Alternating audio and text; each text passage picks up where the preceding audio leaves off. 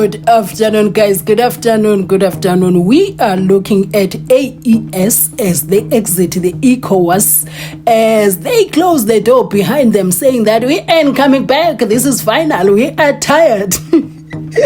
Hey guys, welcome to South Africa Lately, a channel that discusses South African trending news. We do, however, grab here and there from international news when it is trending enough to be brought here. And I am not a politician. I do not have deep knowledge in politics. However, I am a South African citizen who's also a voter, and I do believe that my views count when it comes to political affairs of this country, and in this situation, the political affairs of our beautiful continent. So what does the exit of AES from ECOWAS mean, from ECOWAS and other members of and the AU in general, and the governments of this continent? Because, child, it cannot be business as usual. Things have changed. So the birth of AES, you see, what does AES mean to those who don't know? AES is the Confederation of Sahel States, and those states include Mali, Burkina Faso, and Niger. It sort of leaves a gloomy future for ECOWAS, and ECOWAS is Economic Community of Western States. So they were the members of this community, and they decided, look, we are tired, we don't want this anymore. And that is a very rude awakening to all the old leaders and those who support them, because the things are changing. It's a new day. It's a new day in Africa. Niger, Mali, and Burkina Faso closed the ECOWAS doors and opening a new one. You see, when I look at this, it's like they are, when I visualize them as they exit the Three Musketeers, as they open that door, after closing the ECOWAS door and saying, we want to be on our own, and opening the new door of AES. You know, I see so much possibilities in my head. I can even hear the music, the choir sing hallelujah. You know, it gives us hope. It gives us hope. It gives us hope. Anyway, and the new one seems to be this new thing, the new door that they are opening, that we are entering into, seems to be celebrated by many Africans. And that is proof that the old ways by old organizations have reached their sell-by date. Honestly, guys, the AU, the regional economic communities, have to be worried, I am telling you. And this cause for a worry, and they are worried. I don't want to lie to you, they are worried. So the regional economic communities are frustrated. I am telling you, they are frustrated. But let us first look at, I'm going to share with you the information why I'm saying they are frustrated. There are things that they have been saying that you can tell that there's a panic somewhere. They are panicking, and rightfully so. Rightfully so. But then, who are these communities that are within the AU that Mali, Niger, and Burkina Faso were a part of?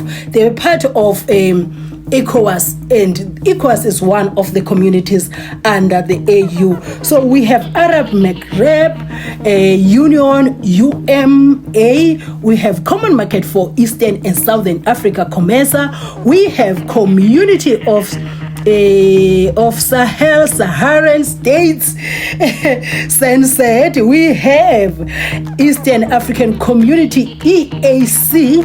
We have Economic Community of Central African States, ECCAS. We have Economic Community of West African States, that is ECOWAS, that they are exiting from. We tired to start. And then we have Intergovernmental Authority and Development, IGAD. We have as well Southern African Development Community, SADC. See that list that I just mentioned to you? There is no way AES is appearing. To me, it says they don't want to have anything to do with this whole thing. Now you're SADC, I mean your AU, your communities, they want none of that, and they have their own valid reasons that can make sense to anybody that is liking what they are doing. And with the rise of coups in some parts of the continent, it is important for the current leaders in various countries that have not been affected yet by this new trend that is beginning to be applauded by many young generations. For many years, African youth they have been feeling left out and ignored in matters that are concerning them, matters that they feel that they are important to them. They're feeling ignored, like nobody cares what we think. The older people are just taking all the power to themselves. We have no word, no matter how much we march, no matter how much we can protest, no matter how much we can picket, nobody is listening to us. And you see with coups, the thing is with coups, when you see coups, the army has people that are younger with all the energy. So if you frustrate the community enough that you even anger the army and they switch up on you and say, you know what, we're taking the matters to our own hands. Literally, you have nothing you can do. There's absolutely nothing. Should they succeed in taking that power, you have nothing you can do. Like the economy and the trading relations, you see, those are the things that they are complaining about. The trading relations that we have, you know, the diplomatic relations that we have with Western countries. They are not happy with all those. They say all those agreements that we have, the relationships that we have with the West, those relationships are keeping the African continent in one spot of poverty, if not further. It makes us look like we don't know what we're doing. That's one. It makes us look like the African people have got no sense upstairs. Why? Because, you know, if you allow the leaders from outside Africa to come in Africa and exploit your resources, for your own benefit and your own circles, what you are saying, you're setting a standard when they look at you, because the people that exploit you and you allow them to exploit you will never respect you. So these are the things that the younger generation doesn't want to see. They feel like the AU is maintaining the status quo that keeps Africa in the same spot. And in that AU, you have all these regional communities that the AES say, you know what, no thank you, we're done, we don't want this anymore. We don't want to be a part of this. And everywhere in Africa now, people are looking for new heroes, people that can seem to be listening to the needs of today's community in this continent. Not, you know, and they said the Ecowas was formed like in 1975. Are you kidding me? 1975. What have they done? What have they done? So the people are looking for new heroes that look like they are carrying their issues on their shoulders. Like when you look at them, you see that these people are actually doing the things that we need to see them getting done. You see, and this resulted in Africans celebrating the leadership that is given birth to by coups, something that we clearly understand, all of us, that it is the enemy of democracy. But look at where we are now. It talks to the low bar, to the situation of a very, very low bar of leadership in our continent. So people are now choosing people that are their leaders because of course. Because what is the point? People are asking themselves, what is the point of having democracy? What good is it if it keeps us on the same spot, or maybe we deteriorate? And there is just, when you look at it, there is just no benefit for democracy to some degree. I love democracy, but that is what is beginning to happen now. We don't know how this is going to change the way things are happening in Africa. And with the leaders of AES now from their various countries, and that is Assimi Goita, please pardon me if I don't pronounce their names right, Abdurahamane Tichiani. So that is very difficult for me. I had to write it down. But there's another one that is very easy to read. Ibrahim Traore, child. You know, Ibrahim Traore, that one is very easy. And these leaders are fast becoming a force to be reckoned with by the leaders who fear change. and seek to enrich themselves. That's what is happening in this Africa. You see, it is fear. If you don't believe me, stay with me. I'm going to share that information with you. I have seen them complaining everywhere that these boys want to finish us. And they are circles. They want to enrich themselves in their circles. I was very, very happy to hear the news that Ghana is leading in amassing forces on Burkina Faso border. And I think this is long overdue.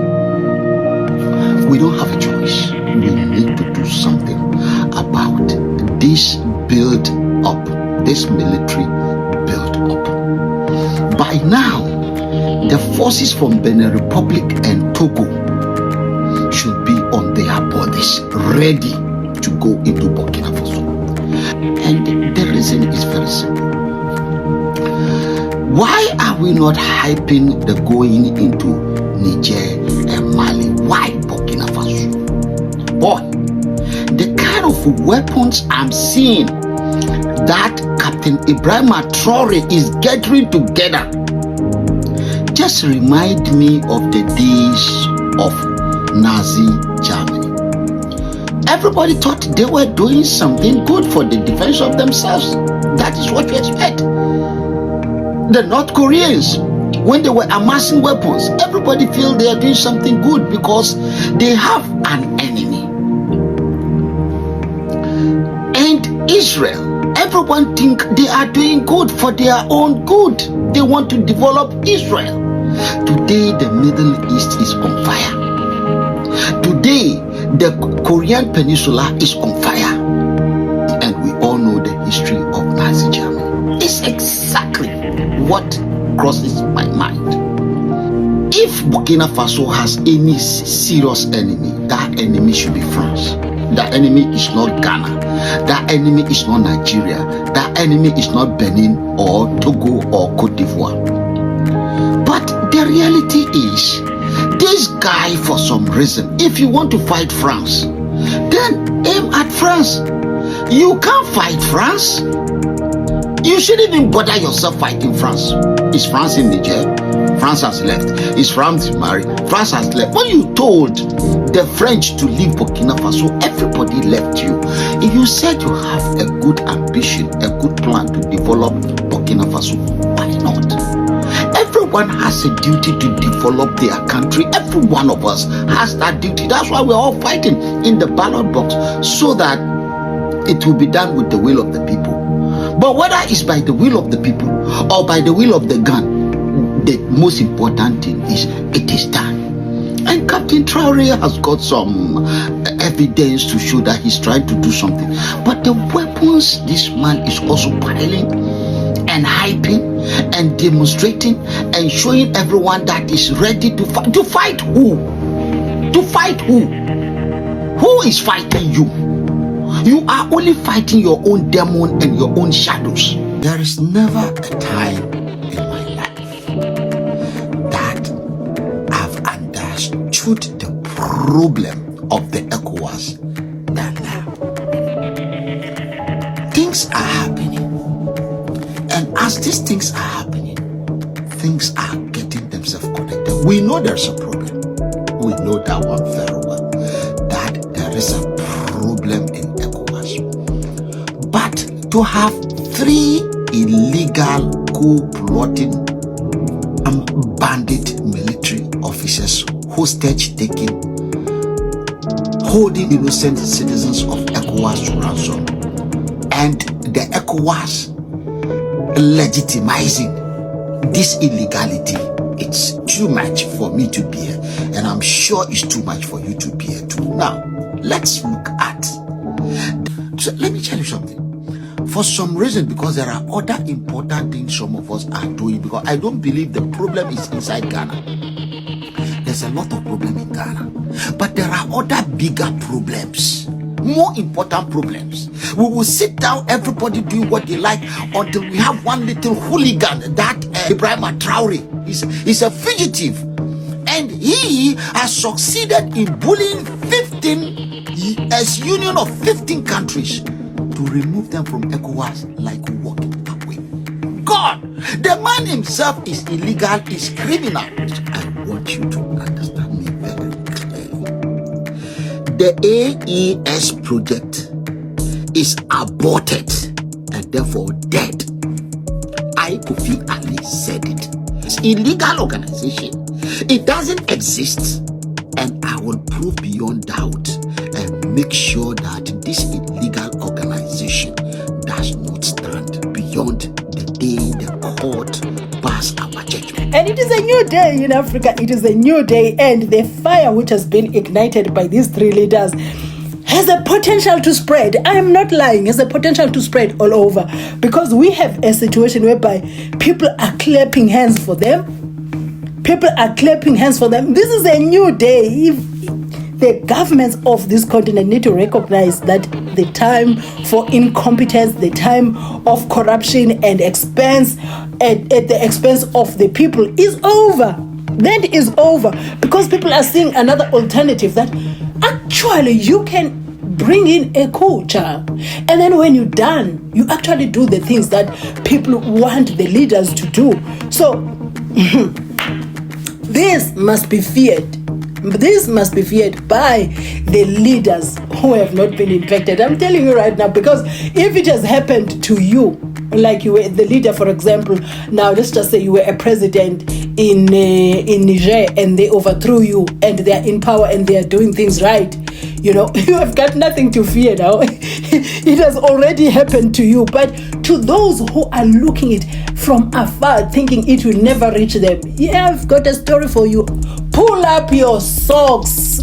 You are leading a generation that is tired. When I'm saying a generation that is tired, I'm talking about from the grannies, the mothers, the children, the youth, everybody that has got sense to see that no, things are not supposed to be this way. You are leading the tired people psychologically, mentally, physically. They are exhausted. They are looking for hope. And now with these three leaders that have been given birth to by coups, people are looking at them and starting to admire them. And actually, this is not bad. So you better pull up your socks as the leaders who have not been affected by what we see. And then we just need you to pull your socks up. And this is because we see, now we are seeing a new kind of leadership that comes from this course. I'm telling you, these are the leaders who came and changed and made the changes that people have been wanting to see. You see, I'm going to make an example, but it's a video for another day, but I'm just going to hint it. For instance, in South Africa, we grew up in an era, I grew up from the village, in an era where everybody is working. It doesn't matter whether you go to, you work in the farm, in some white man's farm, you work in Joburg, you work in Pietermaritzburg, you are a teacher, you are a nurse closer to your village or whatever. But everybody had something to do, because we had cornfields.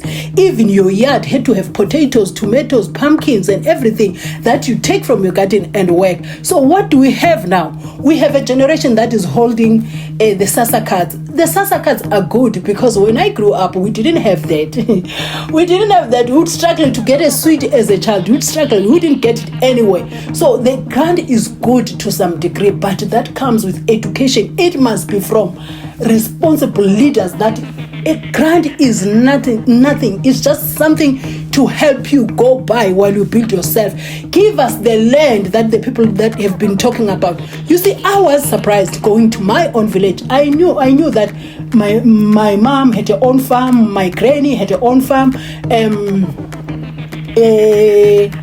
Just in the community, you would have this farm that would say, no, this cornfield belong to that family and stuff like that. And then when I got home, nobody's interested. And even in the garden, nobody wants to do anything with the garden. And you asked, our cornfields, where are they? They say, those are under Ingonyama Trust now. If you want to use it, go ask from the chief. And when you look at the situation, that is, most of those areas have become people's houses. Do get? And still there's a lot that is free. No one is using it. No one is encouraging that, because we live in an era whereby the government is so corrupt. They don't want anybody that is thinking for themselves. They don't want. If we're going to give people grant, take that responsibility to teach and open opportunities for the people. Anyway, it's a story for another day. All that I'm saying is that they are leading a broken society, angry society, a tired society. So this is what is giving birth to such things that you see being done by Mali, Niger, and your Burkina Faso. So it's time for change. It's time for change.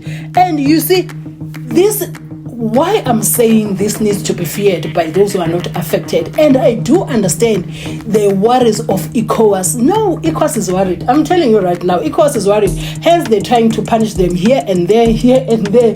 They even tried to suppress them from leaving. They even tried to hold the AES, that this thing must not happen. We need to stay with ECOWAS. Regardless of those measures they tried to put in place to discourage them from leaving, they still left and said, I heard Traore very well, Ibrahim Traore very well said, once we take a decision, we stand by it, we don't go back. We don't go back. So this is the monster that they've created. Africa has been sleeping for the longest time.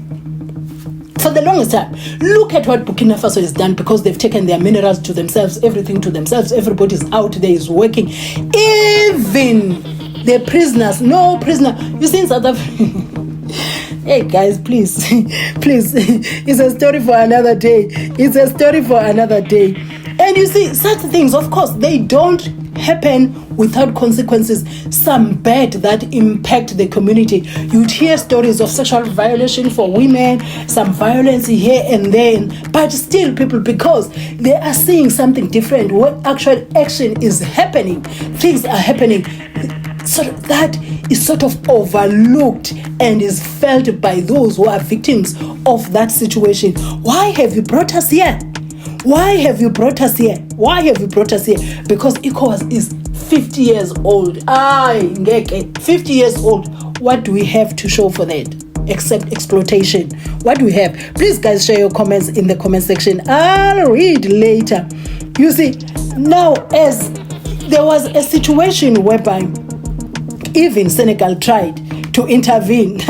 Guys, please don't leave. Yes, like, no, you know what? Our minds are made up. We are so out of here. We are so out of here. We are not going to leave. And they say that, we are not going to stay. And they say that this departure of AES from ECOWAS is the worst crisis that has been faced by ECOWAS since its inception in 1975, if I'm not mistaken. I think it was in 19... Yeah. So now, the leaders now of ECOWAS, it's a panic out there. It's a panic. They're saying, these boys, they want to send ECOWAS into extinction. This is very hilarious for me. It's very hilarious because they are weeping everywhere. They are weeping. I know that the tension is still going to rise. But you see, as much as they weep, they have a reason to weep. They have a reason. When you know that you haven't done good for so many years by the people. So what now is going to happen? What they fear the most? They fear that the fire... this is spiritual. They fear that the fire that has been ignited by Mali, Niger, and Burkina Faso might spread even further. Because I'm going to take Burkina Faso as a sample. This is not just an ordinary coup whereby people take power, and after taking that power they start fighting amongst themselves only, because it is not that Ibrahim Traore hasn't faced any troubles. He's always facing a threat and some coup. What a mess though. What a mess. So, but the saving grace from that is we are seeing the results of that coup. There might be hidden agendas. I don't want to take everything on face value like that. But what we see outside, we see the leadership that is doing the people of Burkina Faso good. Let me tell you something, and I'm going to share all these things that I'm talking about. We are seeing, there is something that I saw. Out of all the things that are happening in Burkina Faso, there are electric car, there are tomato processing, there are gold, there are prisoners working, farming, so that they can feed the nation. Because this thing of us importing everything does not make sense. We don't know what chemicals are in there, what is happening around us. So here's the thing. More than anything, I want to ask you, which country can boast that they have mobile clinics that even give cancer treatment? I'm going to show it to you. I'm going to share this with you. Honestly, I'm going to share this with you. How many? We know the truth in South Africa. We know everything. We know. But look, you might think that Burkina Faso, when we talk about... My people, Ibrahim Traore has done it again. So after his prime minister clearly told the US ambassador that they are not interested in the clinics they plan to build for them, Ibrahim Traore went ahead to commission a number of equipment and vehicles he has purchased for the health sector. All the vehicles you see behind me, including these trucks, these are actually cooling containers, yes?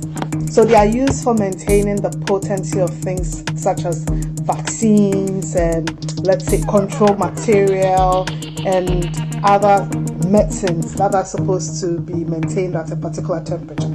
All those ones are cooling containers. He also purchased mobile clinics because he says he wants to take health care to the people. So irrespective of how remote they live, Ibrahim Traore says they are taking health care to the people. And he mentioned that they want to focus particularly on women and children. And so some of the services the mobile clinics will offer include mammography, ultrasound, even cancer detection and treatment as well. Look at all that. He invested millions in purchasing all these equipment, the vehicles, the trucks, about 3,000 cooling boxes, mobile clinics. My goodness, this has never happened in the history of Burkina Faso. And it is a clear message he is sending out there that, hey, if you leave us in peace, we can manage our own affairs. And rightly so. This is just impressive. And he commissioned these things few days after the Prime Minister had a meeting with the US ambassador. This implies that they have already purchased these things. This is a very proactive person. He knows the needs. He knows what his people need and he's providing them. Guys, Traore, I just don't know how to describe. Mali has dropped French as its official language, which had been in use since 1960. The country ordered French NGOs to leave the country in November 2022. Mali suspended French TV stations RFI and France 24. It also expelled France's ambassador in January 2022. French troops left the country in August 2022. The new constitution gives official status to 13 other national languages while maintaining French as the working language. This decision coincides with increasing anti-French sentiments in West Africa due to perceived interference. Elections initially promised for February 2022 are now scheduled for February 2024. The move marks the beginning of Mali's Fourth Republic led by the military. Keep following OK Africa. Did you know the fastest growing economy in the world is a country in Africa and that it happened because of a coup? Pay attention. It's a country that produces uranium, a key component of nuclear power. This country produces most of the uranium used by France and accounts for over 30% of France's energy. However, France used to set the price of this country's uranium as it was a former French colony. After the coup, this country kicked out France and raised the price of uranium to market value. And that is how overnight this African country became the fastest growing economy in the world. That country is Niger, on the northern border of Nigeria. About Burkina Faso, that maybe is a small country, maybe of about 3 million and stuff like that. No, that's not the case. That is not the case. So what I'm saying is that AES is the nightmare for all the leaders who refuse to change. It's a nightmare. So they are right when they fear. They were right when they fear. All I'm saying is that if you don't want to experience what is seemingly a new modus operandi, that we overthrow you, we take over power, we serve the people and do the things that you couldn't do. We push the West out, and then we benefit. We seek trading partners that will respect us, respect our law, that come with terms that are a win-win situation, and they accept our own terms that are a win-win situation. Don't bring people that will exploit us. So if they don't want that modus operandi, guys, they need to change. Because if you lose the people, anything can happen to you as a leader. But if the people see you as somebody that can pave a way into better life, as a leader that is listening, a leader that seems to be caring what the concerns of their nation on their shoulders, you are not going to experience this. But if you detach and you do your own things, we see that whatever you do is still not taking us anywhere. I wonder what is going to happen to South Africa as other countries are doing this. They're taking their own minerals to themselves. So see, we are a country of talk. But I need to commend President Cyril Ramaphosa, Hey, I need to commend President Cyril Ramaphosa. That man has pushed certain things with his chest and is standing by them. You see? I wanna see the government taking control of the mines. Forget this privatization thing. It's just nonsense. Forget that privatization. It is not working. It has given birth to zamazamas, because our mines can see that they are partly privatized. Because if you have private companies doing as they please, and I just feel like no. I just feel like the government has to take control for now, for every mine. Nobody should say they have mine for now. Take everything and re-evaluate all the partners, re-evaluate everything, but take control. Take control. Let us have our own big refinery. We can't be left behind by the entire continent. We cannot. We just cannot. If we have to fight with Trump, let us fight with Trump. Let us fight with Trump, guys. Let us fight with Trump. We're getting there somehow. Let me tell you something. What is happening in our continent? I'm beginning to like Putin, the man that I so despised in the past. I'm beginning to like him, and I'm beginning to say, oh, this man sounds so nice when he speaks something I don't even understand. Because we are tired. Hey guys, we are tired. Anyway guys, if you watched up to here, thank you for watching my videos. This is South Africa Lately, a channel that discusses South African trending news. We do, however, grab here and there from international news when it is trending enough to be brought here. Yay, wake up from your slumber. Wake up from your slumber. Africa is changing. Change with her. Change with her. Change with her. Change with her.